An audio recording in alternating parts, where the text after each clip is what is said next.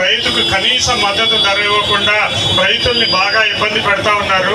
మీరు ఇదంతా గ్రహించి ఈ యొక్క ధర్నాకి సహకరించి మద్దతు తెలియపరచవలసిందిగా కోరుతున్నాం. అదేవిధంగా ఈ యొక్క రైతుకి మద్దతు ధర ఇచ్చిన వరకు మన వైఎస్ఆర్సీపీ నాయకులు జగన్మోహన్ రెడ్డి గారు ఇచ్చిన ఆదేశాల మేరకు ఇవాళే కాకుండా రైతు 2029లో మా మురళీ కృష్ణాన్ని గెలిపించుకొని అలాంటి వ్యక్తిని గెలిపించుకుంటాం. రేపు రాబోయే కాలంలో మా అన్నని రైతు మినిస్టర్గా చేసుకొని రైతులందరికీ ముందుకు